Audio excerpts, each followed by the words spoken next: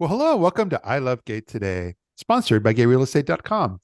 And we are back in South Florida and Fort Lauderdale to be exact. And we are here with Joe Bilancio. How are you? Great. Thanks for having me. Good to be here and welcome to all the audience. Well, we love what you're doing. You're the programmer and you're the one who decides all things as far as what we see at the OUTshine Film Festival, correct?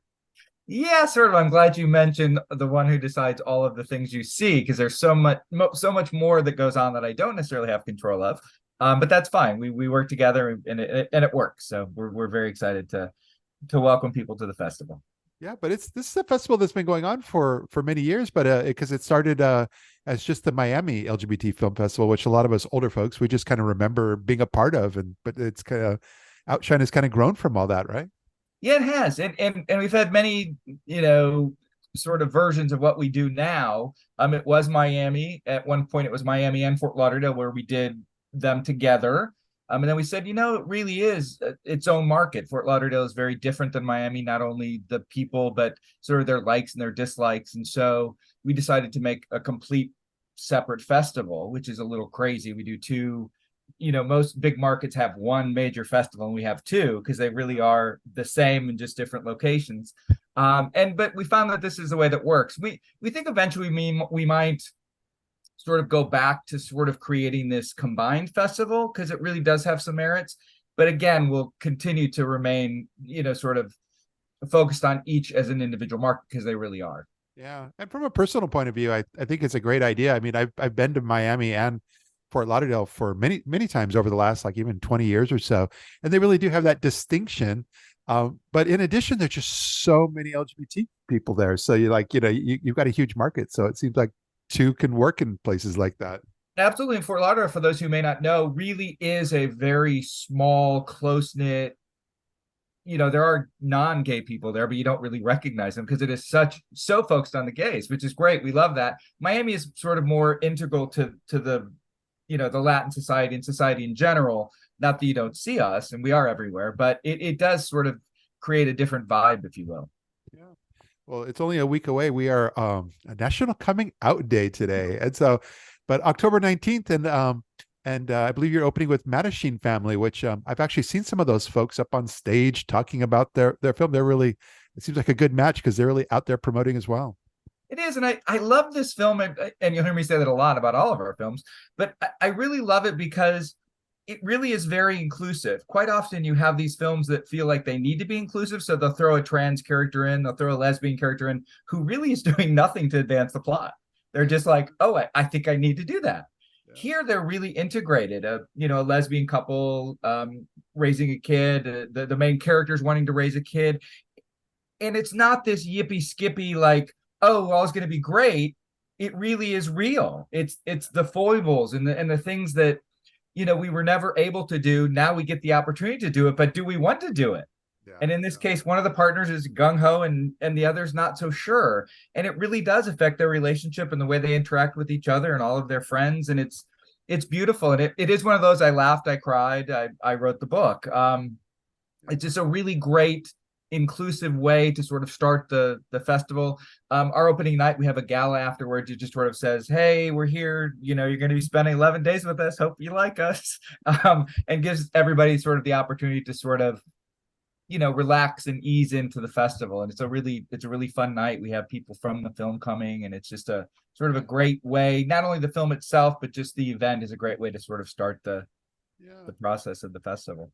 No, I love that. And then I think another film that because I looked at the list and some I recognized, some I didn't, but the ones I always recognize the most are those that are very good at promoting themselves like year round. And the second one is Chasing Amy. They are really good at getting the word out.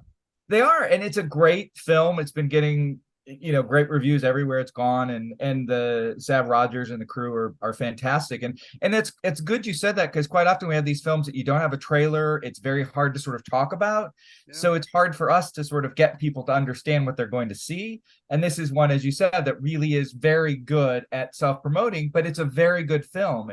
It's not only a film about it's about how the trans character learns about himself and learns about society through the seminal Chasing Amy with Lauren Adams many years ago, before you ever saw bisexual, lesbian, trans gay characters on screen. So it's interesting because it is very cinema, Yeah. because it is about the film, but it's also about how the film impacted the director's life and coming out and being ultimately who they were. So Yeah, no, I've enjoyed all these stories, but in addition to, but I mean, I think it's amazing. Like I said, you've been such a part of the community for so long, but you guys are doing things even outside of the world of film there over the next couple of weeks, right? yeah, we try and do as much as we can to sort of foster this discussion. Like if topics are raised on the screen, we used to do them a bit more formally. We found that it almost worked better to do them informally, like to have these, meeting places where people can talk about what they saw. Especially some of the films, our closing night film, which is brilliant, All of Us Strangers, which is actually a big film that you'll hear more about because it's going to open in theaters December. Yeah. But a film like that it's so difficult to process what you saw that you need to talk to other people. You need to talk to other similar like-minded people. We always say that many of these films you can actually see at the theater, but it's different talking to somebody who may get the nuances that a straight audience may not. And so this again, we love to provide, and then we love to like often we'll start a conversation and just sort of step back and listen to the way the conversation flows. And that's the great thing about film. We have some films that I'll say will sort of like hit you over the head with their meaning. It's like, nobody could not understand what's going on here. Where others are much more subtle. We have a trans film called Oscar's Dress from Germany that's about a little 9-year-old who is wanting to transition and what that means, and can you at 9 know what that means? But it's done just in such a delightful, sort of carefree, it is what it is sort of way that I think a lot of times these films are even more accessible to people who may not understand us and what we do. Yeah. And you mentioned community, and that's why we're here. We're sort of known throughout the world. We get great reviews for what we do, who we do it with, the types of films we have, but we're still a community focused and a community based event, and we try and really support and uplift our community through film as much as we can. Yeah. Well, tell me something that I saw but didn't see much on OUTshine After Dark. What's that about? Sounds spooky, and in some It ways it does. is.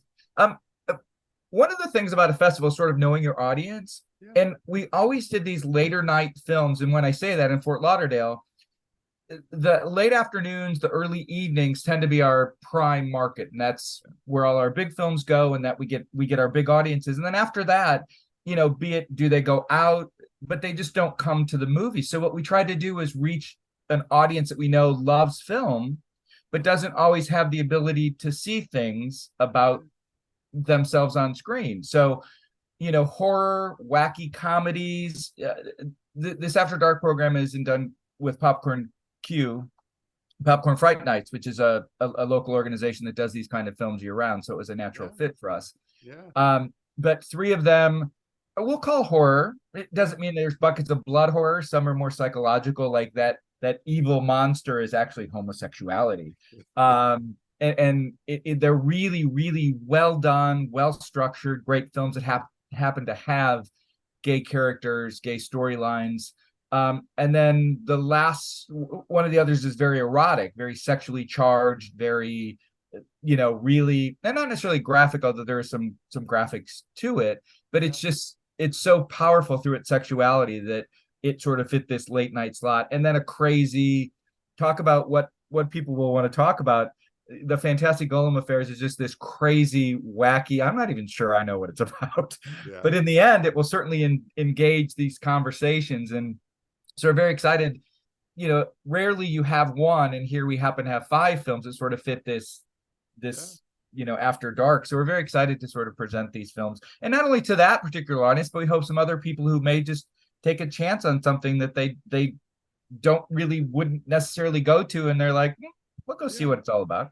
I love that. Well, this is fantastic. And when we post all this, we're going to make sure all the links to everything and your social media and so forth are going to be there so that folks can check out the programming, figure out how to buy a ticket, all of it. So it's all there. We'd love to see you. We always say that we put the fest in festival. It's not just about films, although for us that really is, or the crux of what we do. But as you mentioned, it's community. It's getting people together. It's having parties. It's giving people the opportunity to talk about things that are important to them that films sort of engender in them. So we're, the more the merrier. Come on out. Well, thanks so much for taking some of your time to share the story of Outshine with us here. Thanks, Matt. Appreciate it.